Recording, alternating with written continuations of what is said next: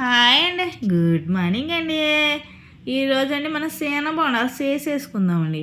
దానికోసం అండి గిన్నెలో అండి కొంత మైదా పిండి వేసేసుకుందామండి.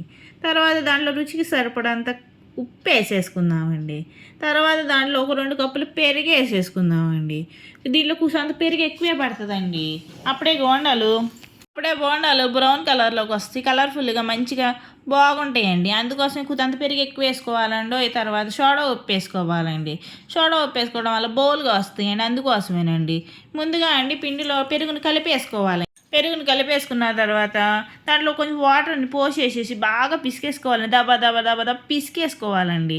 బాగా పిసికేసేసుకుంటే దాంట్లో ఉండలు లేకోకుండా మంచిగా కలుపుకోవాలండి. పిండి కలుపుకోవడంలోనే ఉంటుందండి బోండాలు వచ్చుతాయి రాంది. బాగా కలిపేసేసుకుని ఈ కన్సిస్టెన్సీ వచ్చేదాకా కలుపుకోవాలండి, పక్కన పెట్టుకోవాలి. ఇప్పుడు బాండీ పెట్టేసుకుని బాండీ మీద కొంత ఆయిల్ వేసేసుకుందామండి. ఆయిల్ వేడెక్కిందో లేదో చూసేసుకుని బోండాలు వేసేసుకుందామండి. అండి బోండాలు వేయంగానే పైకి భలే వస్తున్నాయండి. ఇవి నేను వేసింది ఎవరా, నన్ను ఈ నూనెలో పడేసింది ఎవరా అన్నట్టు వచ్చి బయటికి చూస్తున్నాయండి. ఆ ముక్కులు చెక్కలు వస్తున్నాయి, వాటిని పట్టించుకోబాకండి అండి. ఎత్తంటే అప్పుడు కొన్ని ఎక్స్పీరియన్స్ లేని అలాంటి వాళ్ళు కదా ముక్కులు చెక్కలు వస్తాయండి. అని తీసి పక్కన పడేద్దాంలేండి. గోల్డెన్ బ్రౌన్ కలర్ రాగానే వాటిని ఒక గిన్నెలోకి తీసేసుకుందామండి. అట్లా ఒక గిన్నెలో తీసేసుకున్న తర్వాత మళ్ళీ ఇంకో వాయి బోండాలు వేసేసుకుందామండి. మరి ఘోరంగా ముక్కులు చెక్కలు వచ్చినాయండి, అది కూడా పట్టించుకోవాకండి అండి. టేస్ట్ బాగుండే చాలండి మనకి.